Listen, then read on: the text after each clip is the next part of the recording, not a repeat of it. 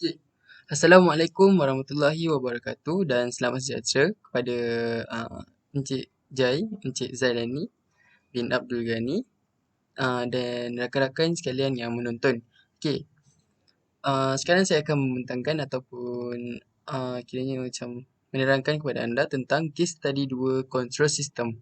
Okey.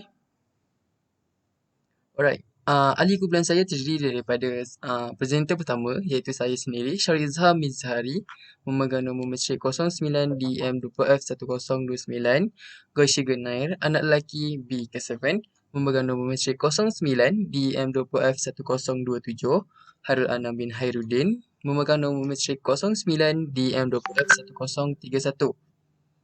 Okey, saya mulakan dengan introduction.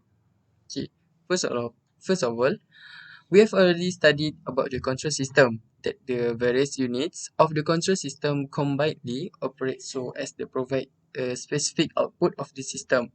In order to get the specific output, the various parameters of the system must be controlled. Along with this, the system must be stable enough so that the output must not get affected by undesirable variation in the parameter of the system or disturbance. Thus, we can say that a stable system is designed so as to get the desired response of the system without any intolerable variation with the changes in the system parameters. It is to be noted here that stability or instability is the characteristic property of the control system and thus depends on the closed loop poles of the system. Therefore, we can say that stability is a factor of the system which is independent of the output of the system. However, the steady state output of the system depends on the poles of the applied input. Okay, this is the graph that you can see. So, why stability is important? System stability is one of the most important performance specification of a control system. A system is considered unstable if it does not return to its initial position but continues to oscillate after it is subjected to any change in input or is subjected to undesirable disturbance. Unstable in control system. In theory of dynamic systems, a state variable in a system is said to be unstable if it involved without bounds. A system itself is said to be unstable if at least one of its states variable is unstable. Okay. Marginally stable in control system. Another example of frictionless pendulum system with a pole at the origin is also marginally stable. But in this case, there will be no oscillation in the response as the imaginary part is also zero. An example of such a system is a mass on a surface with friction.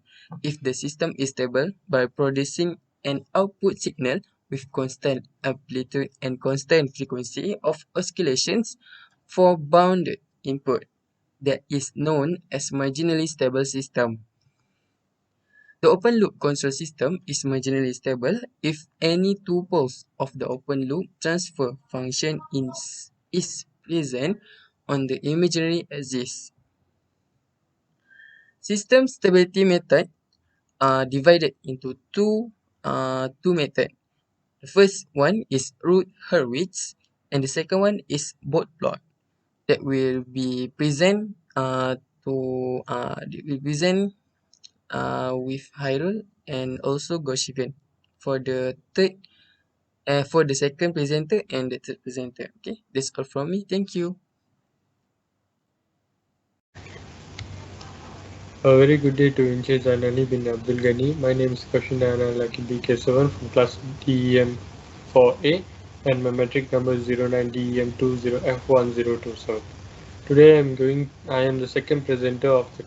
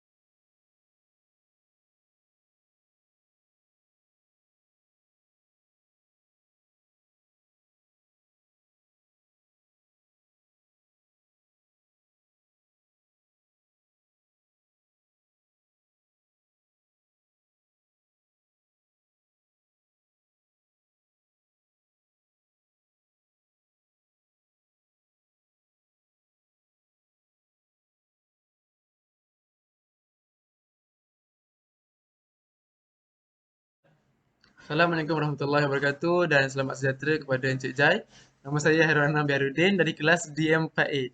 Okay, so hari ini saya akan teruskan lagi dengan seterusnya poin iaitu boat plot lah. Boat plot. Okay, maksud boat plot ni is a graph commonly used in control system engineering to determine the stability of a control system. A boat plot maps the frequency response of the system through to graph lah. Yang pertama boat magnitude plot dengan yang kedua boat pace plot. Okay, so kat sini okay, so cara nak buat dia adalah satu kertas graf tu dia kena buat dua, saya ringkaskan lah. Satu kertas graf tu dia kena buat dua graf lah. Dua graf dalam satu kertas graf. Okay, so dekat kertas graf tu juga dia lain sikit dengan graf biasa sebab kertas graf tu dia memang khas untuk boat plot punya. Sebab dia ada daripada kotak besar, kecil-kecil, kotak besar, kecil-kecil. So, pertama sekali kotak besar tu dia mewakili 0.1, 0.2, 0.3, 0.4 sampailah 1. Sampai 0.9, 1. Lepas tu seterusnya pula 1, 2, 3 sampailah 10. Lepas 10, 10, 20, 30 sampai 100. And lepas 100, 200, 300 sampailah 1000. Macam tu lah cara kiraan dia. Okay, so dekat lepas dah buat graf tu, kita kena cari magnitude plot dengan pace plot lah. Okay, so ni adalah maksud magnitude plot lah. Maksud dia tu saya dah terangkan tadi. Okay, so tanpa buang masa kita terus tunjuklah cara nak dapat magnitude plot ni. Okay. Okay, so contoh ni adalah graf dia. Contoh graf dia ni. Okay, nak cari magnitude plot tu macam mana lepas kita dah set graf. Okay, contoh ni graf dia. Ni graf dia kan. Okay, nak cari magnitude plot ni dia kena daripada graf bawah ni. Dia kena cari negatif 180. Lepas tu dia kena unjurkan sampai langkah bersilang kat sini. Dia kena naik atas. Naik atas sampai bersilang kat graf atas ni. Kita tarik pula ke tepi. So dapat kat sini contoh. Dapat kat sini kiraan dia negatif 40 kan. Contoh negatif 40 kat sini. So lepas dapat negatif 40 tu dia ada rumus dia. Iaitu kosong tambah kosong tolak dengan berapa kita dapat. So contoh kita dapat kat sini negatif 40. So kosong tolak 40 lah. So total dapatlah 40 lah. So 40 tu dia punya unit adalah dB. Boleh kita dapat untuk magnitude plot. Okay, so seterusnya adalah pace plot. Okay, cara nak cari pace plot pula adalah, okay, contoh ni graf dia. Dia kena melalui graf atas ni, dia kena cari nilai kosong tu dekat aksi X tu. So, bila dah cari contoh lah, sini kosong kan, kosong sini. So, dia kena tarik garisan sampailah langkah dekat garisan yang bersilang ni. Untuk graf atas ni. Sampai tempat yang bersilang ni, dia turunkan ke bawah. Dia turunkan ke bawah, contoh dapat dekat dia turun bawah ni sampai langgar dengan garisan graf yang kat bawah tu lah. Sampai kat mana dia langgar tu, kat mana tempat bersilang tu, kita tarik lagi ke tepi. Kita tarik ke tepi, contohlah dapat 120 contoh. Okay, so 120 tu ada rumus dia untuk cari pace plot. Okay, rumus dia 180 tambah dengan berapa kita dapat tadi. Okay, contoh kita dapat negatif 120 kan. Okay, so 180 tambah dengan negatif 120. Dapatlah jawapan dia. And untuk pace plot ni, unit dia adalah degree lah. Darjah Celsius. Degree lah, degree. Bukan darjah Celsius, degree. Okay. So, itulah cara untuk buat plot ni and cara nak baca dia and cara nak buat dia lah. Itulah cara dia. So, lepas saya dah ringkaskan. So, okay, itulah dia untuk bahagian buat plot. Okay. So ni adalah conclusion dia. I believe that the case study dual control system will help me better grasp the ape that I study in theory class. Furthermore, I am familiar with several system stability methodologies. The Hurwitz road is one of them, and it checks the system stability using a predetermined formula. When the gain margin and pace margin are both positive, stability may be attained using the boat plot, which employs two types of plots, magnitude plot and pace plot. Okay. Overall, this case study greatly aid my understanding of the control system subject. Okay. So, satu lagi. Lepas kita dah dapat magnitude plot and pace plot. Okay. Lepas tu, kita kena tulis kat sini berapa, macam stabil ke tak stabil. Okay. Contoh kalau magnitude ni kita dapat positif 40 dengan pace plot yang kita dapat positif 120. So graf ni adalah stabil lah. Tapi kalau kita dapat magnetic plot ni negatif 20, pace plot kita dapat 20 ataupun 50 ke positif, dia tak stabil.